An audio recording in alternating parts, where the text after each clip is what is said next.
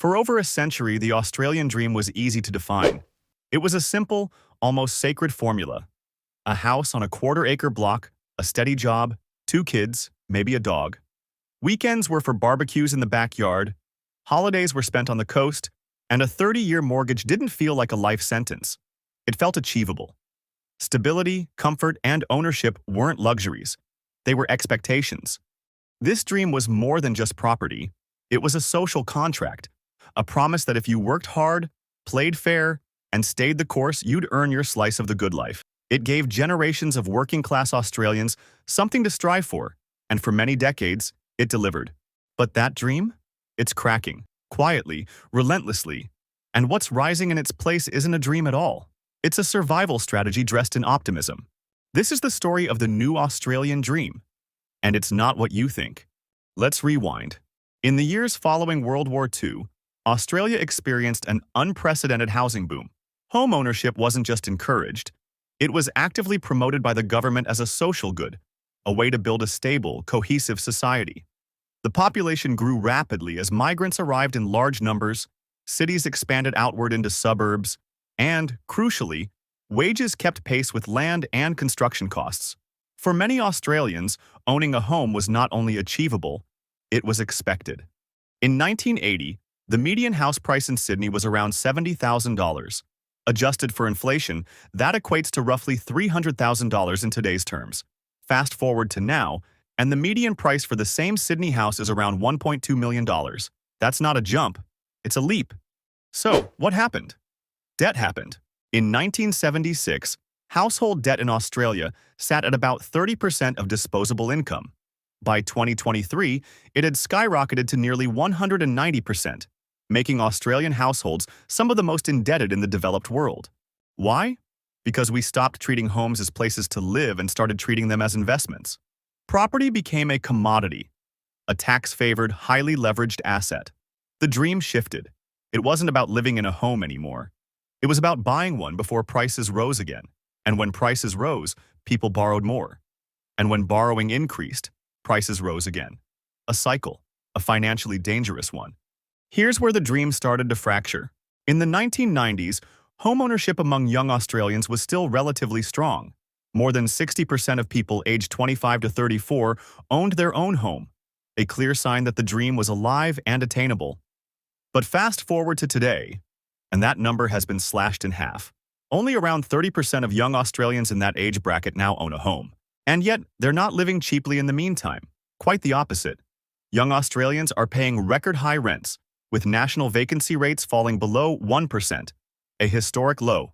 In just the past 2 years, rental prices in major cities like Sydney, Melbourne, and Brisbane have surged by over 30%. So for those shut out of the housing market, the cost of simply existing is escalating rapidly.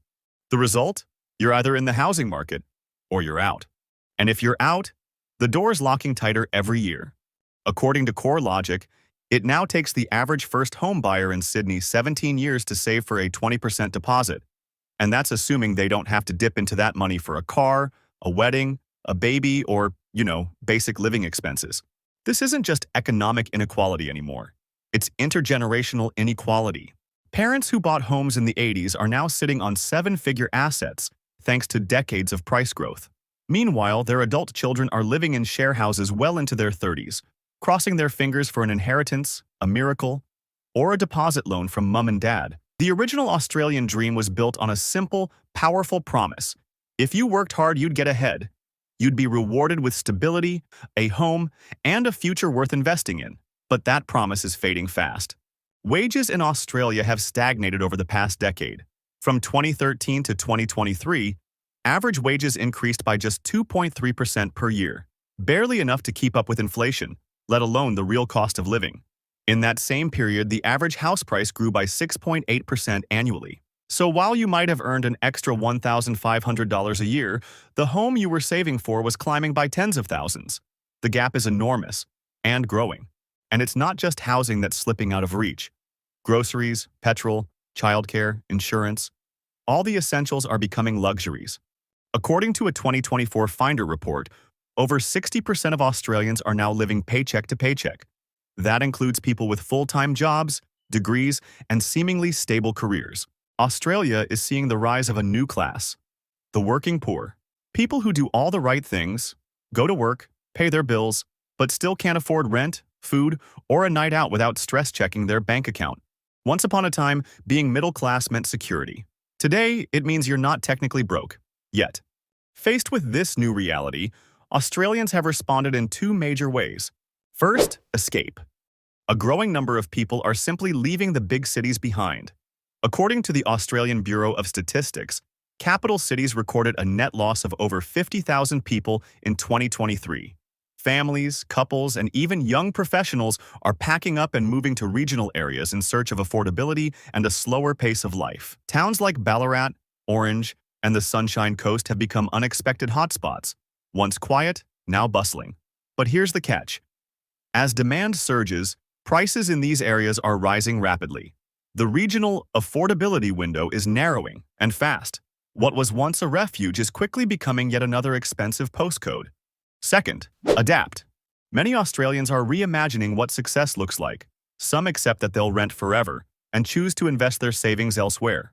Others downsize their dreams, opting for apartments instead of detached homes. Some turn to co-living arrangements or move in with extended family in multi-generational households. And some are leaving the country entirely. This shift isn't just economic, it's deeply cultural. Because when a nation's foundational dream slips out of reach, the question becomes, what replaces it? So what is the new Australian dream? It's no longer anchored in ownership. It's not about the white picket fence, the quarter-acre block, or spending 30 years paying off a mortgage. Instead, it's about autonomy, control over your time, your choices, and your lifestyle. The new dream is less about accumulating square meters and more about reclaiming your hours. It values flexibility over permanence and freedom over fixed assets. Let's unpack that.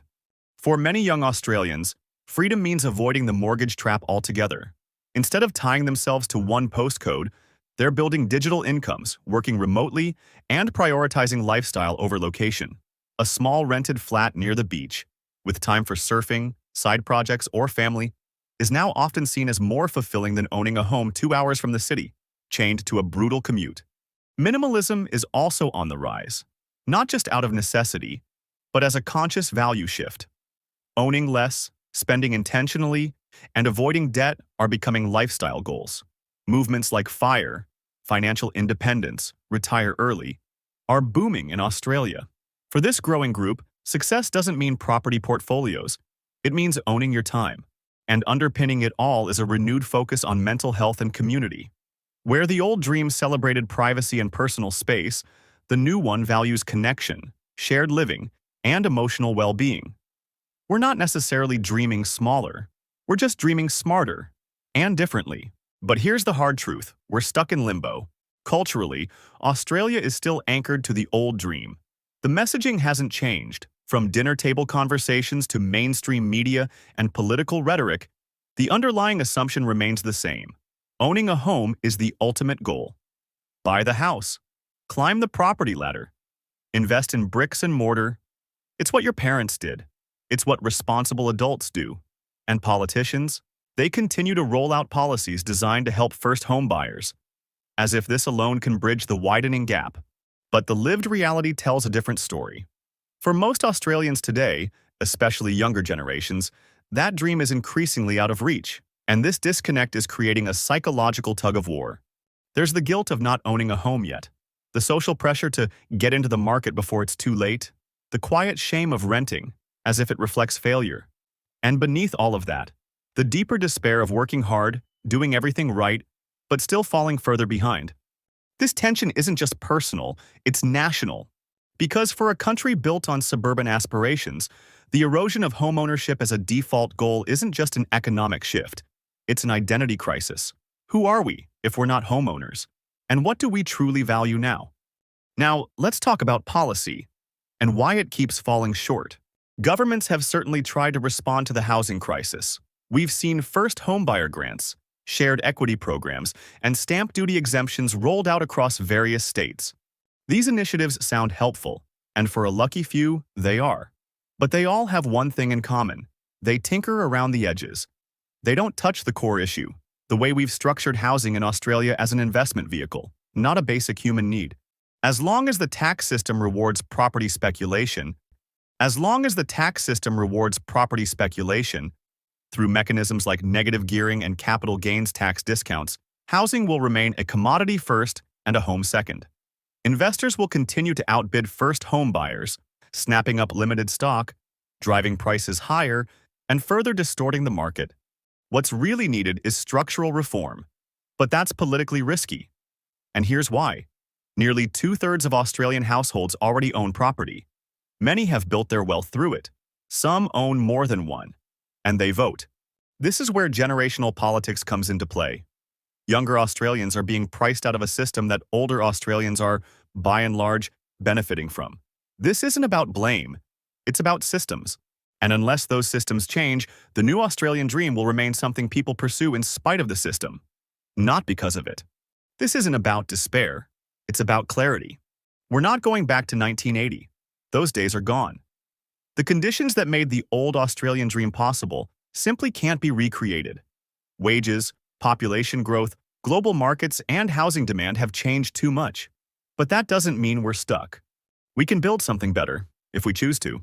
That starts with acknowledging that the dream has changed. Success isn't just about owning a home anymore. It's about stability in your life.